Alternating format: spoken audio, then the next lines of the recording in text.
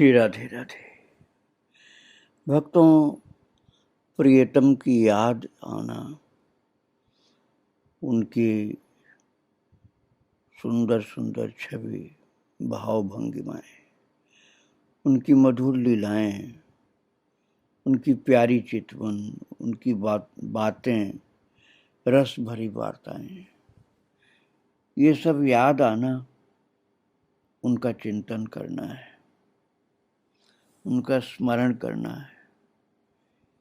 इसी से उनकी जो प्रेम भरी हुई गोपियां हैं आनंदित होती हैं। भले ही आंसू भी आ जाएं अधिक याद के कारण, लेकिन वो उनका जीवन होता है। आप श्रवण कर रहे थे, ललिता सखी विशाखा से कह रही थी, विशाखा महाराज के समय किस प्रकार से हमको महाराज के पहले उन्होंने वापस जाने को बोल दिया था कि चली जाओ अपने घर को, रात को इधर उधर कहीं नहीं जाना चाहिए। विशाखा वे शब्द बाण खाकर हम वहीं उसी समय क्यों न मृत्यु को प्राप्त हो गई। यदि ऐसा हो जाता तो आज का दारुण शोक कैसे हमारे प्राणों को संतप्त करने का अवसर पाता। उनके कठिन शब्दों ने कानों में प्रवेश करते ही हमें जैसे कटे हुए वृक्ष गिर जाएं, लताएं जड़ से कटी हुई सूख जाएं, ऐसी हमारी हालत कर दिया था। और किसी प्रकार साहस करके मैं बोली, ऐसी अनीति मत करो मोहन। गृह परिजन से नाता तोड़कर हमारे प्राण तुम्हारे चरणों में बंध गए हैं। अब एक पद भी हम उधर चलने में समर्थ नहीं है। किंतु उन पर तनिक भी प्रभाव न पड़ा। वे पूर्ववत धर्मोपदेश करते रहे। ऐसे में चंद्रावली जी ही सदा सहायिका हुई है बहन। उस समय भी वही बोली, ठहरो श्याम सुंदर, बहुत सुन लिया धर्म तत्व।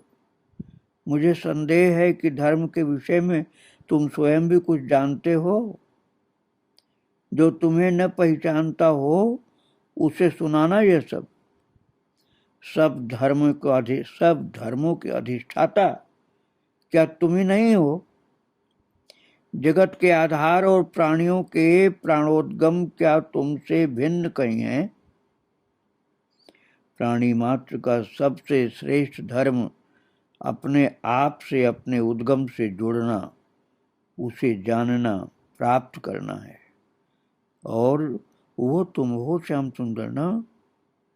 सबके प्राणोद्गम तुम ही हो, सबके अधिष्ठाता हो, धर्म के सबके आधार हो। तो जब अपने उद्गम से जुड़ना, जानना, प्राप्त करना मुख्य धर्म है, और वो तुम ही हो श्याम सुंदर, वो तुम हो। तुमसे प्रेम करना, तुम्हें प्राप्त कर लेना ही धर्म का परम अभिप्राय है, धर्म का लक्ष्य है। फिर तुम हमें कौन से धर्म का उपदेश सुना रहे हो? और ये भी बता दो कि तुम्हारे बताए इस थोथे धर्म के पालन का फल क्या होगा जो हमें घर जाने के लिए बोल रहे हो। हम यहाँ धर्मोपदेश सुनने नहीं आए। जैसे आदि पुरुष अपने भक्तों का पोषण करते हैं, वैसे ही तुम भी हमारा सत्कार करो।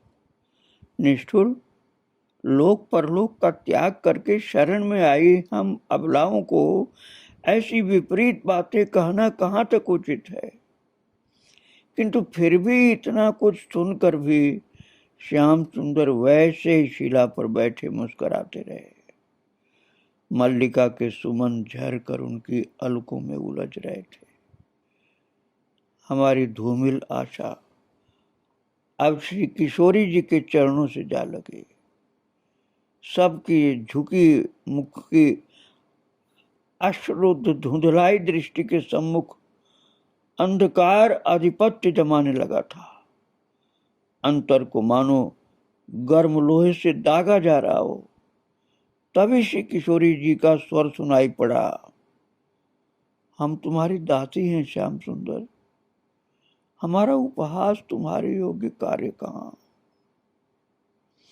हमारा उपहास तुम करो ऐसा तुम्हारे योग्य कार्य नहीं है।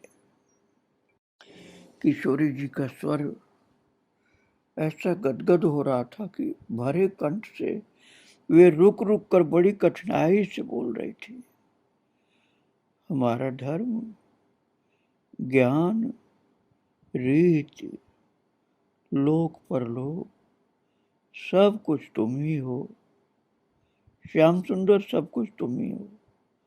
तुम ही बताओ, तुम्हारे अरुण अमल पदाम्बुज छोड़कर हम कहाँ जाएं? तुम्हारे चरण कमल ही तो हमारे आश्रय हैं।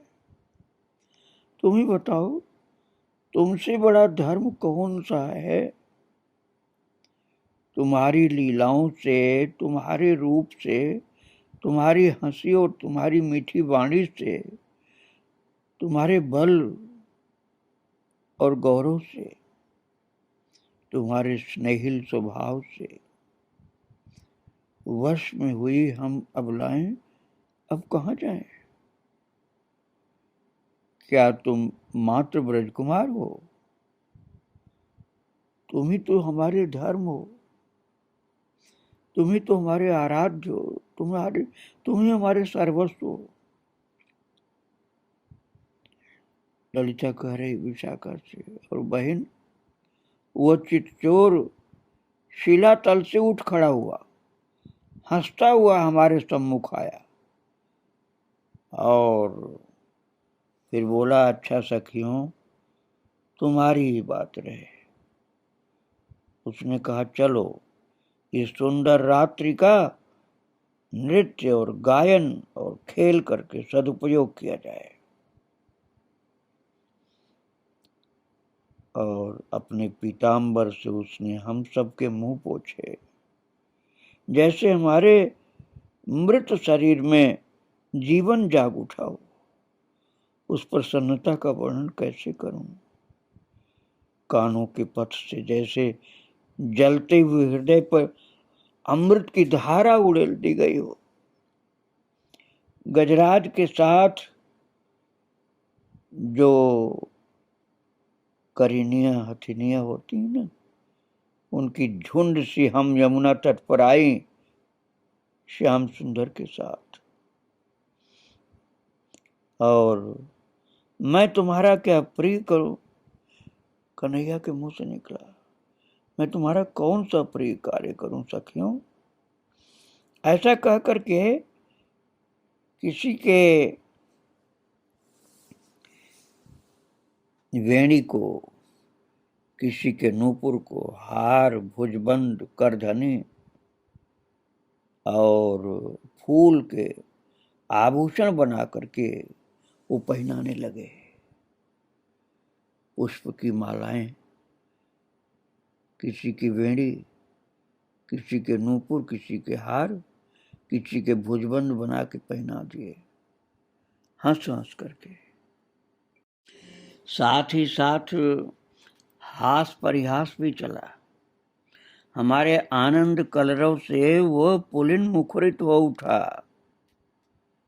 तुम्हें वो सब स्मरण है न बहन?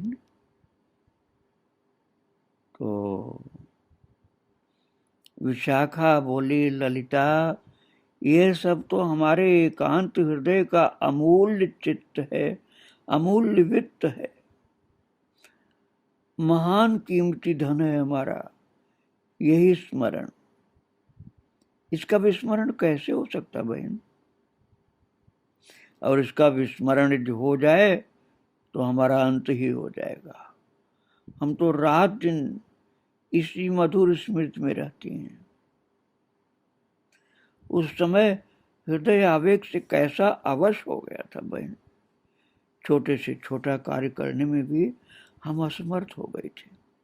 सिर से ओढ़नी भी सरकती तो ओढ़ाने के लिए उन्हें पुकारती थी हम, श्याम सुंदर हमारी ओढ़नी गिरी जा रही है। हमारा शरीर बिल्कुल अवश हो गया था। और वे शीलधाम सबके मनोरथ पूर्ण करते हमारे बीच घूमते फिर रहे थे। हाँ, एक बार भी हमें स्मरण नहीं हुआ कि वे सुमन सुकुमार शांत हो रहे हैं, थक रहे हैं। हम अपने मान सम्मान में डूबी सौभाग्य पर इठला रही थी कि अकस्मात वे न जाने कहाँ खो गए, अंतर्धान हो गए। विशाखा, तब तक विशाखा अचेत होकर भूमि पर लुढ़क पड़ी। ये पाषाण हृदय ललिता ही शेष रह गई है सब सहने को। ललिता बोली, क्या मैं ही सब सहन करूंगी विशाखा? बहन विशाखा, कैसे समझाऊं तुम्हें? वो दिन जो थे ना, अब दूर चले गए। उस दिन कुछ क्षणों में उन्हें न देख पाने से हम अर्ध विक्षिप्त हो गई थी। आज अनिश्चित काल के लिए उन्हें खोकर भी हम जी रही हैं। धिक्कार है प्राणों की इस कठिनाई को। ललिता ने बेहोश पड़ी हुई विशाखा को छूकर कहा, चैतन्य लाभ करो, होश में आ जाओ विशाखा। तनिक देखो तो, तुम उस छोटी सी हानि को लेकर ही क्षुब्ध और व्यथित हो रही हो। अरे, जब वर्तमान में आओगी तो धैर्य का कहीं कूल किनारा न पा सकोगी। बहन विशाखा, सुनो, मेरी बात सुनो। महाराष्ट्र का वो आनंद महासिंधु, उसमें अवगाहन नहीं करोगी क्या? आंखें खोलो बहन। श्याम सुंदर, भली करी तुमने। ऐसा कह करके विशाखा ने उठने का प्रयत्न किया तो ललिता ने बाहें बढ़ा करके सहायता दी और वो बोली, आगे का बहन? वो कही, क्या करोगे सुनकर? सो नहीं जानती ललिता, किंतु इस चर्चा के अतिरिक्त हमारे लिए अन्य उपाय ही क्या है? श्री किशोरी जी के समीप कौन है? सुदेवी और चंद्रावली बहन है। वे अचेत हैं, उनकी अवस्था देखी नहीं जाती है। किशोरी जी को वही दोनों संभाल रही हैं। श्याम सुंदर, जिन आंखों की तनिक सी उदासी तुम सह नहीं पाते थे, आज वे ही नेत्र तुम्हारे ही कारण निर्झर बन गए। थोड़ी सी उदासी हमारी आंखों में होती थी तो तुम व्याकुल हो जाते थे, और आज हमारी उन आंखों से लगातार आंसू के पनारे चल रहे। तुम तो इतने कठोर कभी नहीं थी कन्हैया। यदि कोई अपराध बन पड़ा है तो हमें भले नहीं दर्शन दो। हम विरह की अग्नि में जलती रहकर भी सुखी रहेंगे, किंतु तुम राधा बहन को कष्ट नहीं दो, हमसे सहा नहीं जाता है। नया स्थान देखने के लोभ ने तुम्हें इतना निष्ठुर बना दिया। जो तुम्हारे अवलंबित हैं उनको ही नितांत भुला बैठे। उस दिन जो किशोरी जी हम सखियों के सामने भी तुमसे कुछ कहते सकुचा जाती थी, वो संकोच और शील की प्रतिमूर्ति श्री राधा सब किसी के सम्मुख कातर हो ऊंचे स्वर से गोविंद दामोदर माधव कह करके पुकार उठी थी। तुम्हारे वियोग में व्याकुल होकर वस्त्रों का ध्यान भी भूल गई थी। वो अजस्र अश्रु वर्षण करते नेत्र तुम्हारे मुख पर टिकाए, लज्जा त्याग करके उन्होंने तुम्हारे पीठ पट का छोर थाम लिया था। ये देख बड़े बूढ़ों के नेत्र भी बरस पड़े थे और बलराम जी व्यथा से मुख फेर लिए। क्या तुम तनिक भी नहीं समझ सकी कि किशोरी जी से ये नितांत असंभव कार्य किस प्रकार संभव हो सका? कन्हैया, तुम्हें याद है ना, राधा रानी ने तुम्हारे दुपट्टे का छोर पकड़ लिया था। जैसे लज्जा अब काम नहीं कर रही थी, तुम जा रहे थे और तुम्हारे दुपट्टे का छोर श्री जी ने पकड़ लिया था। लाज लग रही थी उनको ऐसा करने में, फिर भी पकड़ लिया था। और बड़े बूढ़ों के नेत्र से आंसू गिरने लग गए थे। अरे श्याम सुंदर, इतने निर्मम हो करके तुमने अपना वस्त्र धीरे से छुड़ाते हुए एक वाक्य, एक छोटा सा वाक्य कहा था, मैं आऊंगा। बस केवल इसी वाक्य को बोलकर मैं आऊंगा, और तुम रथ पर जा चढ़े थे। जब रथ चल पड़ा तो मैंने दौड़ करके घोड़ों की लगाम थाम ली थी। कई बहनें घोड़ों के आगे पथ में सो गई थी, लेट गई थी, और मैं घोड़ों की लगाम पकड़े कातर याचना की, श्याम जो वे स्वर्ण वल्लरी छिन्न योतिका सी भूमि पर पड़ी हैं। किशोरी जी, श्री राधा रानी को देखो। उन श्री राधा जी को मैं कैसे धैर्य बताऊंगी जब तुमने अपने आंसू भरे विवश नेत्रों से मेरी ओर देखकर कंठ से गुंजामाल उतार कर दी थी। वही गुंजामाल, वही घुंघुची की माला।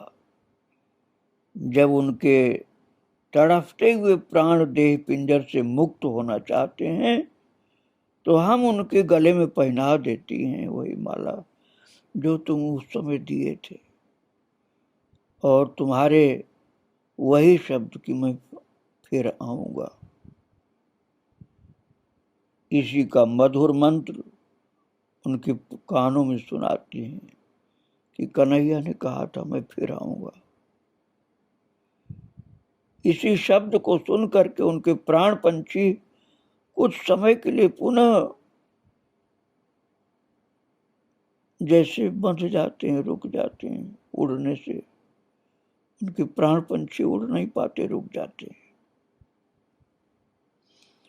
तुम्हारे उन भरे नेत्रों को देखकर समझा था राजा कंस की आज्ञा से विवश होकर जा रहे हो। जैसे अवकाश मिला तुरंत लौट आओगे। मथुरा है ही कितनी दूर। श्याम सुंदर, सब लौट आए पर तुम नहीं आए। जितने ब्रजवासी गए थे सब लौट आए, तुम नहीं आए। कंस मर गया किंतु तुम्हें अवकाश अब भी नहीं मिला। निर्दयी, आज तुम्हारे उसी एक वाक्य पर वृषभानु लली के प्राण अटके हैं कि तुम फिर आओगे। ओ निष्ठुर, जिनके एक दिन दर्शन न पाकर तुम व्याकुल हो उठते थे, आकर देख लो विरह में उनकी कैसी अवस्था हो गई है।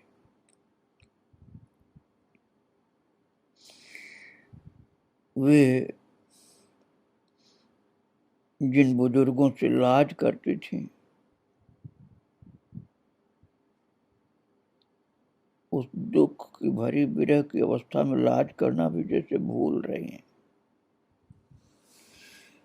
हाँ, वो अपनी स्थिति छिपा नहीं पा रही, सबको दिखलाई पड़ रहा है कि तुम्हारे विरह में उनकी हालत ऐसी हो गई है कि लज्जा जैसे उन्हें याद ही नहीं रहती है।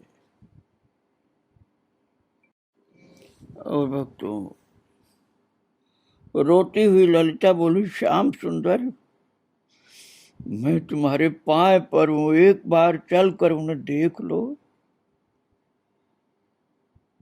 किशोरी जी की प्यास, उनके नयनों की प्यास, उनके नेत्रों की प्यास एक बार बुझा दो। हाय, कितने दिन हम उन्हें बुलावे में रख सकेंगे। हम किशोरी जी को बुलावा देती रहती हैं। श्याम सुंदर ने कहा था मैं फिर आऊंगा। चलो चलो मोहन, उनकी जीवन हानि से बढ़ करके ब्रज की तुम्हारी और क्या हानि हो सकती है। चलो माधव।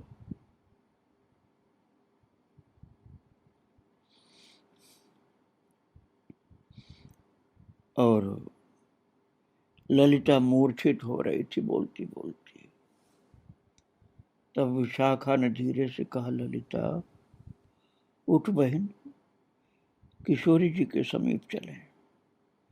जो प्रेम के अतिरिक्त अन्य किसी भी प्रकार वश में नहीं होता, वह आएगा भी तो किशोरी जी के ही कारण। उस प्रेम सिंधु के बहाने हम भी दर्शन पा लेंगे।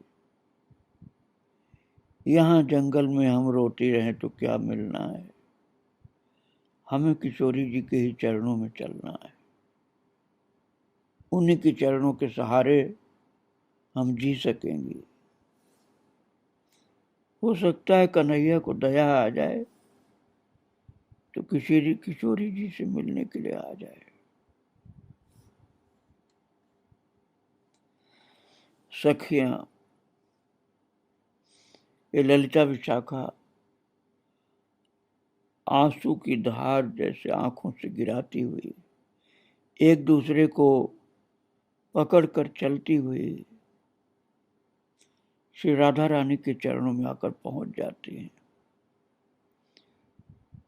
दोनों ही राधा रानी के चरणों में बैठ करके उनको पकड़ करके संभाल रही हैं और प्रेम भरी अपनी वार्ता से किशोरी जी को सहारा दे रही हैं, कन्हैया की लीलाएं सुना रही हैं। श्याम सुंदर की मधुर स्मृति में या उनकी विरह की वेदना भरी स्थिति में उनके नाम बोलती हैं, उन्हीं की चर्चा करती हैं और उन्हीं की चर्चा कर करके अपने विरह के दिन किसी तरह से काटती हैं। कन्हैया की याद में किसी तरह से जी लेती हैं। कृष्ण की याद कर करके जीना उनका जीवन बन गया है। राधा रानी के चरणों में ललिता विशाखा पहुंच करके राधा रानी के कृपावलंब से जीवन जी रही हैं। आगे उनकी चर्चा मैं फिर करूंगा भक्तों।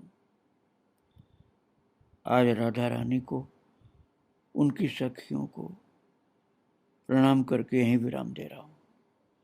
श्री राधे राधे, जय श्री राधे राधे।